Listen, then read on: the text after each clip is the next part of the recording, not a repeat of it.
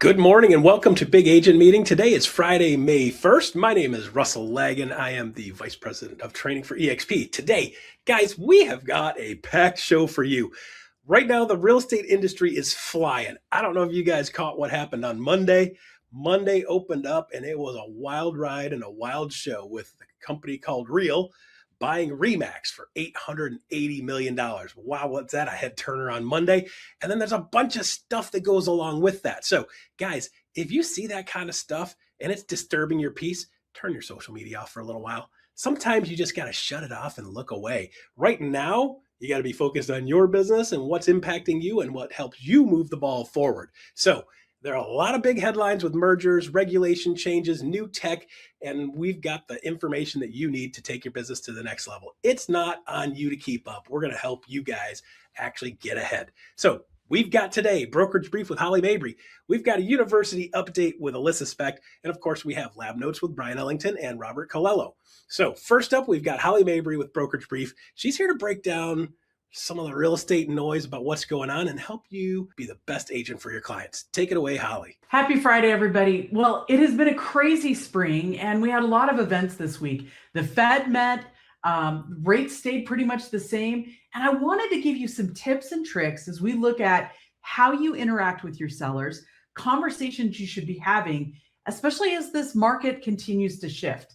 And so a couple of things as we bring up the screen right now. I want you to think about those conversations that are a little bit unique this year than you would see next year. And so as we get into it with this screen right here, perfect. So first and foremost, 83% of sellers are expecting more than their asking price, 83%.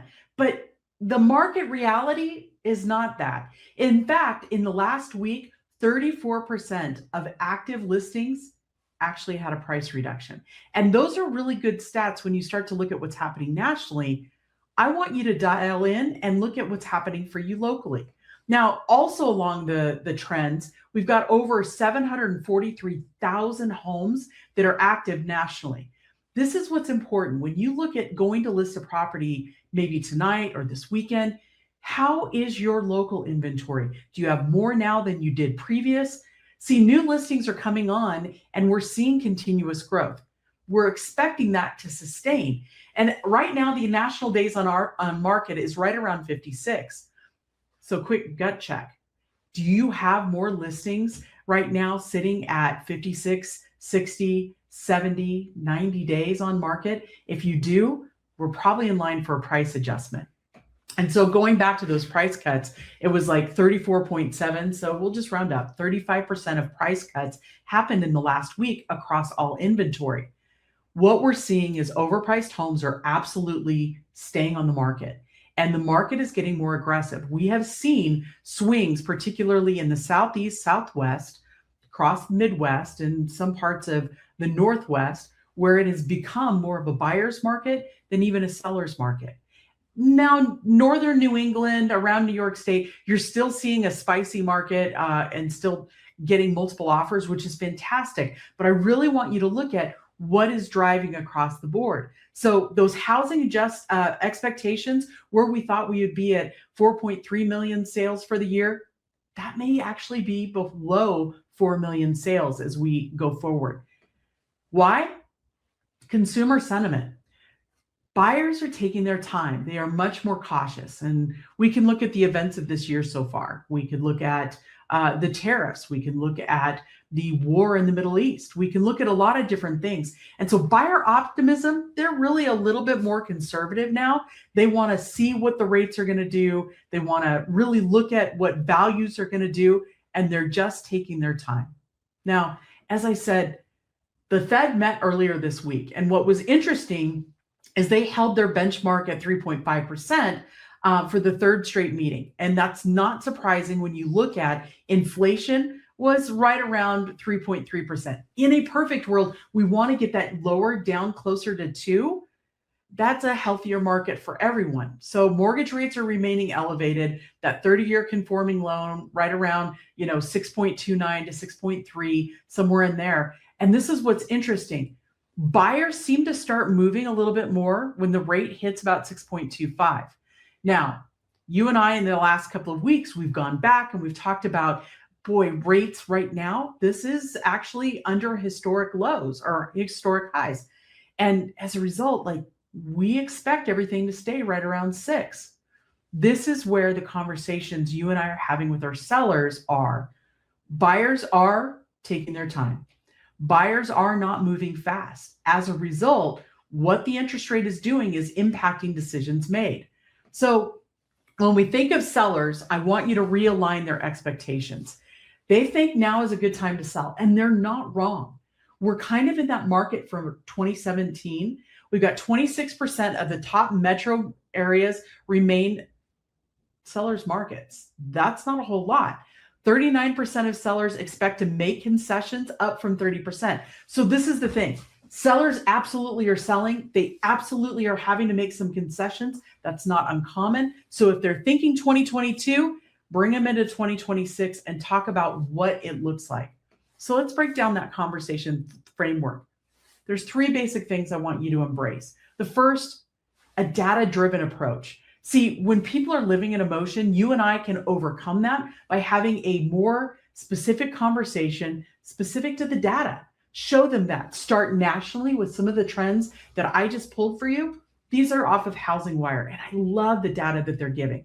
But then you go to your MLS. You go locally and you look at what's happening across your city or a zip code, maybe the county, and then you start to get specific to that neighborhood, maybe that property type. Even more so as far as, is it a first-time home buyer? Is it a move-up buyer? Who would be the best buyer for that property? Taking that data and going deep allows you to have a better conversation with your seller. Pull them out of emotion, show them the facts. Then the next thing I want you to think about is that goal to strategy. They have a goal to sell. They want to net so much money. They want to be able to move forward. True story. Most homeowners have seen a 50% increase in their property value if they bought in the last 5-6 years. This is during the COVID timeframe. So if you bought a house in 2019, 2020, you've seen almost a 50% increase in your equity. That's substantial. So there are a lot of people who are still in a very positive mindset, still a very positive set, but maybe they're not making as much as they'd hoped. But that haircut of, 3, 4, 5, 10% is not as bad as it could be. And yeah, I'm remembering 2007. So connecting the goals to their strategy. What does it mean? What does it look like to hold this property? What would happen if we go forward? And this is where it becomes so important to think about that first list price. That first list price is your opening onto the market. How are people going to see you? What does it look like? What can we expect? So prioritizing your first list price as your best foot forward. It's kind of like taking the best pictures you can and putting them up first. That's exactly here as well. So let's talk about pushback, because the seller's going to push back. It happens, right? And this is where, if I've got a seller saying, hey, my neighbor got over asking last year, what's changed? Why can't I do that? Markets have changed. We're seeing buyers act differently. They're responding differently. Their confidence is a little bit shaken. And so, but buyers today have more inventory to choose from than they did just a year ago. All right, well, what if I just drop my price later if I need to meet what's going on? And this is where, hey, they think they can chase the market. What we're finding, though, is properties that chase the market instead of pricing right out of the gate, they're losing money. They're staying on the market longer, and they might have a harder time selling.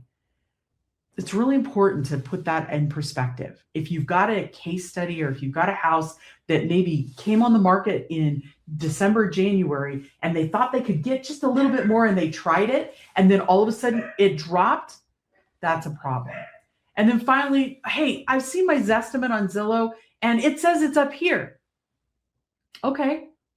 The Zestimate is looking at the last 9 to 12 months. The last 9 to 12 months may give a slightly different picture than the last 30 to 45 days. What's important, and this is where I really drive this home, I want you to think about what your house, similar homes have gone under contract in the last 45 days, because that's really going to tell us where the market is sitting. And this is what's interesting. When Zillow is saying, hey, we're only going to see about a 0.3% growth, that Zestimate may need to be adjusted.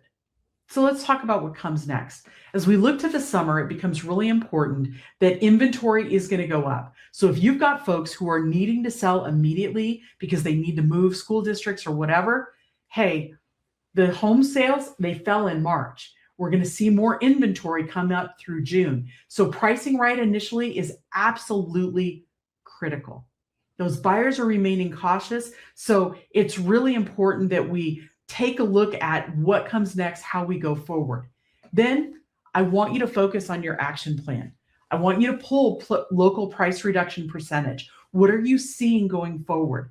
Compare list price to recent solds, not just actives. That's going to be important as you're pulling CMAs right now. Also, I want you to ask, if this home needed a price cut in 30 days, what will we list it for? And should that be today's price? If you've got a seller who's saying, hey, I need to be gone in 60 days, but I want as much money as I can get, the much money as I can get may not be listing it high. It may be listing it slightly aggressively to meet the market where it's at. And every market is going to be super local. Every property is going to be super unique. So the conversations you and I need to have are going to be really focused. The other thing I will say is this.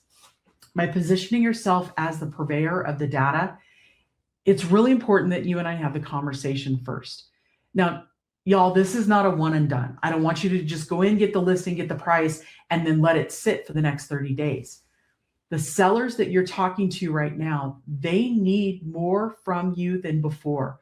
This is such a professionals market that we're in. The expectations of their agent, like if they're not hearing from you at least weekly and updates, and I love the automated reports. The automated reports, they're helpful, but sellers are as unsure as buyers in some instances, and they need to hear from you.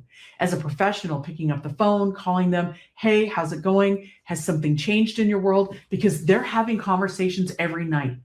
Why hasn't our house sold? They need you and that follow-up in the action plan and helping them understand what that looks like. So positioning yourself as the agent who uses data over hope, yes, please. But also be that agent who does the follow through with the communication every single time.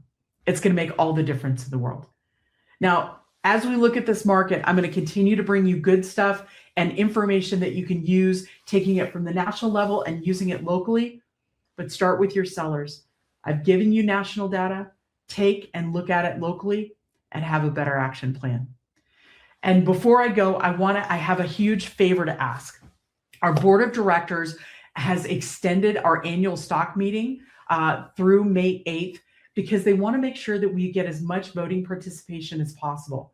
Right now, our board is strongly supporting the reincorporation to Texas. It's a more business-friendly state than where we currently are in Delaware. So we'd really like your assistance in voting to get that passed. So if you haven't already, would you please pick up your phone? You can call 888-777-2094, and that will connect you with our legal department, or you can email directly legaldepartment@exprealty.net and actually vote. It's your company. We want to hear from you, but we'd love to have you help us as we make this strategic decision. Thank you all. We'll talk to you soon. All right. Thank you very much, Holly. One of the best things about eXp is this brokerage is not about just taking business to the next level. It's about helping take you to the next level along with your business. So we give you all the tools you need to be the absolute top of your game. Speaking of that, up next, we have Alyssa Speck. She's going to help give you an update on what's going on at eXp University. Take it away, Alyssa. Thank you, Russ. And guys, a huge shout out to everyone who showed up for our Lead Mastery open house session. Guys, seriously, the energy has been fire. Now, if you did attend and you're thinking, okay, I get it. Now I need to do this consistently. That's exactly why our challenge is kicking off next week. It is all about turning what you learned into actual momentum. That's all about our open house challenges. And if you're in here wondering, well, what's this all about? Do not worry, no stress at all. We are always adding new sessions inside our Icon Lead Mastery series. And every time we run them, They keep getting bigger. They keep getting better. If you want to stay in the loop on when these new sessions drop, make sure that you follow eXp University on socials and check out expuniversity.com. And now a quick heads up on what is coming up next. Guys, FASTCAP is back. You guys have been asking for this one. We have got FASTCAP After Dark. It is finally here, returning May 13th. This time we are led by Michelle Martin. We're going to bring in some awesome guest instructors. This cohort is specifically built for our dual career agents. So if you are building your business outside that, that typical 9 to 5, guys, this one's for you. So, and I also have another announcement for our Canadian friends. We have our first ever Canadian-led FASTCAP cohort starting on May 27th. We've got Phil Hahn. We've got Tara Frigg. Guys, this is open to everyone. You are still getting the same high-level value. Do not miss this, but Canadians, we've got you. We are representing, so do not miss that. Also, for our team leaders, this one's for you. We've got Coaching for Conversion that kicks off on May 5th. And this is a 3-part Team Leader Essentials series taught by our CLO, Mr. Brian Ellington. Now, if you feel like you're constantly pushing your team to convert, but you're not seeing consistent results, this is going to help you build a real conversion engine inside your business. And for the month of May, it's completely free. You can register using the QR code on the screen or the link that's in the description.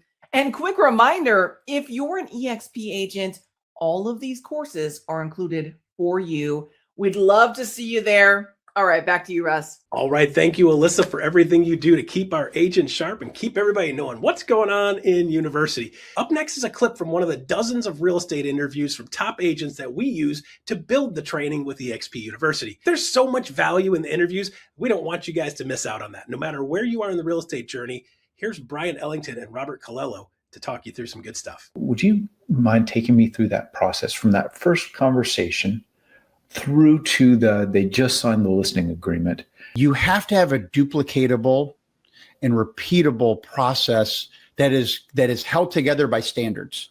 And the person that's going to hold the standards is you as a listing agent. Trust me, a seller is not going to hold standards going through divorce based on the price. They're going to try to get as much as possible. So the way it works for me is it happens before we ever get to the table. It happens in the pre-qualification call. It happens when I'm asking the questions about, their home. I'm asking them questions about, what is a positive and what is a negative about their home. More specifically, please describe your home for me. Is there anything positive or negative that you feel would have an effect on the sale? And then you'll hear them, whether they're taunting up their house or not, or if they're giving you some really good nuggets of they know there's some deficiencies. Now, if they don't give you any deficiencies, you know that they think their home's worth more than it is. And then you're going to know that when you ask them the price. So in the pre-approval, I'm always asking, what price do you want to list your home for when we meet? And then they tell you one price. And then I ask them, hey, if I had an all cash buyer, and then I'll just go really low, and they came in with this price, would you consider it? And if they pause and it's like $200,000 difference or $100,000 difference, now we understand there's some movement there. And then I always ask this question, whether I'm working with a seller or a buyer during the initial call. Do I have permission to be completely honest with you during our relationship? And I've never met anybody, Brian, that has told me no to that. Now, the reason I ask them in the beginning is because when I get to their home, I'm going to do a 4-step process. I am going to walk the house with them.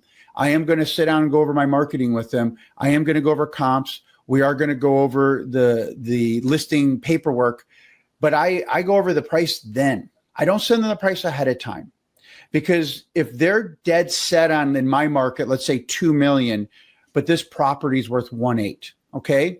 Like I'll give you an example. I just listed 2 canceled listings in the last quarter, and they both were listed with 2 other agents for 1.6 and change. One just closed yesterday. It was listed for 1.688 million by the previous agent. We just closed escrow yesterday, and I actually had represented the buyer and the seller, and that was at 1.510. So they took a considerable price reduction going into this because I listed their home for 1.449. And the way I was able to do that was when I got there and said, hey, we got into pricing. Remember the part about me being honest with you? They go, yeah. I go, what I'm about to say, you might not like, you might not agree with, but I'm going to ask you to be open because this is empirical data that neither you or I can manipulate. It is what it is. It's 4 doors down. It's 2 blocks up. It's here in your backyard. And this is the same data that Redfin and Zillow all have access to, which means the buyers that are looking at your home are looking at the same data. And we left there with a, almost $150,000 price reduction from what they were at before. Oh, and they put $22,000 into the house with me too, painting, doing things they need to do, restaging the house, and they paid for it. And I won't get into commissions, but it was a good commission. I'm not a discount broker. So the price happens from the pre-qual, and then you're continuing to ask them questions just to get their temperature. And one of the questions I ask them when I sit down with them is, what are your biggest concerns? And a seller will let you know that price is a concern. So I don't answer any of the questions until they all get on paper. And then I start going through them. And then that way now we're pre-warmed up before we get to the comps. And I remind them, Brian, it's really simple. You're not buying your home. I'm not buying your home. A buyer's buying your home, which means that your home's worth as much a willing and able buyer's willing to buy it for, so that's how I handle the pricing is I'm just fearlessly honest with them. And I ask permission up front. Before we get to the house, what kind of research are you doing? Are you sending a pre-listing packet? Another nuanced question. I like the 3-tier pricing strategy personally, but I know a lot of agents do other things as well. So I'm curious how that plays into your research. What kind of price range you're presenting to a seller, and why then do you do with the comps? What sort of comps do you select? And not that we're trying to game the system, but which kind of comps don't we select and why? Yeah, absolutely. Brian, this is really good question. And for all the listeners, pay attention to those kind of questions because the devil is truly in the details. If you think you get out of real estate school and you get a suit and a smile and a nice car that you can barely afford and all these things to show up to a listing and you're going to just take it, you're going to get in this market, it's going to be very compromised situation for you. So the way that we handle is the same. Everything's the same. Like my core values for our business is PEEPS: productive, efficient, effective, profitable, and selfless, right? And you can't have a profitability if you're not profitable and someone else is profitable and you both are profitable, and you can't do it unless you're selfless. So selfless to me is telling the truth at all times. And the way we do that is very simple. We first do that pre-qual. Then we send them a pre-listing package. In the pre-listing package, it's going to have my numbers. It's going to have the comps. It's going to have marketing strategies. It's going to have an example. See, more's caught than taught. So you can talk about how great your videos are or talk about how great you are. But why don't you just put a YouTube button in there to your client testimony channel? Let them hear it from your clients. Why don't you put an exact, couple marketing pieces from properties that you've marketed from high end to medium to whatever. And that's what we do. So it basically goes from the beginning of who I am, what I do, why you should trust me, who EXP is and why we're reputable. And then at the end, the pricing. And on the pricing, it's a direct link to the MLS. And there's 2 versions. Number 1, the detail. That's where they see the pictures and all the things they can read. And the other one is just a CMA summary, kind of like spreadsheet style, at least in our MLS. So if I get a highly analytical person, that's what they're going to want to look at, right? And if I get someone to see all the pictures and everything, they're going to look at that. And often they look at both of them. But I'm sending it directly from the MLS. And it's important you do that because that's where all the data is. We let them know. Now, when we get there, right, I don't give them a price suggestion. Okay. Sorry, can I ask you a real quick question about that? Because I don't know your MLS and how they do their CMA. Does it suggest a price or a price range, or are you just purely sending comps? I'm just sending comps. Gotcha. Okay. When I'm looking at the comps, what I'm looking for is I'm looking for the property that is the closest to their property. one of the other things I do with sellers is when I'm doing that pre-qualification, saying what's positive and what's negative that can have an effect on your sale. At the end of that questioning, I say, can you do me a favor before I come over tomorrow or next Wednesday or whenever it is? Can you please send me a text message and send me pictures of your home? Send me one of the outside, one of the ends, the backyard, front yard, send me your kitchen, your bathroom, so on and so forth. So I'm getting them to send me the pictures. So I have like live pictures, not from the last listing 10 years ago, not from when they tried listing it 6 months ago and it looked like it came out of Glamour magazine. I'm like seeing, what am I dealing with? And then I'm comparing that with comps. And then now I'm already kind of pre-framing myself like where I think the range is going to be. And to be honest with you, I'm not giving them a bunch of choices. It's one price. Like I'll have 3 net sheets in there because I could be surprised, but like, this is where we could end up. This is hopefully where we're going to be, but this is where we're going to start, right? We're going to start here because pricing is your number one marketing tool. We were showed this, and I tell them the same thing, that we were showed this back during the foreclosure era, that banks had so much inventory, they could not hold it. And they literally were putting homes on the market for $300,000 that worth $500,000. And guess what? In the worst market in U.S. history, they were getting bid up to $510,000, which told us something. You cannot underprice a home. But the homes that were on the market for $550,000 were staying on the market and not selling, which told us you can overprice a home. And since we're in a pricing war and a beauty contest, we're only going to be able to make your home as beautiful as we can. Now price is the only issue. And we're going to lead with a strong price so we can get a bunch of offers so we can get your home sold for as much money as possible. Thank you very much, Brian and Robert. If you want the full scoop on the full conversation, on the full strategy, make sure you jump into EXP's YouTube channel under our playlist for The Lab. And of course, when you're there, make sure you like and subscribe when you're on YouTube channel so you can get notified when good stuff comes out and new content comes out. Remember, the real estate industry is never going to stay stagnant. There's always going to be things changing. That's why being a great agent means always being a student of the game and always surrounding yourself with amazing people helping you achieve your goals and your direction in this world. You're not alone. We're here for you every week to make sure that we help you guys stay ahead of the curve. So thanks for joining us today. Don't forget to scan the QR code on the screen. Let us know how we did today. Give us a rating on a scale of 1 to 10, and don't hesitate to throw in a note to tell us something you like or something you want to see added to the show. So I'm going to see you guys next week on Big Agent Meeting. Coming up next, iConversations. See you next week. The most powerful real estate conversations don't disappear at the end of the show. They live inside the vault. Featuring insights from some of EXP Canada's best, including Carrie Sove, John Sy, Nadia Habib, Randy Dick, and many more. Search by topic, find what you need. Explore the vault at the all-new realestateonair.fm.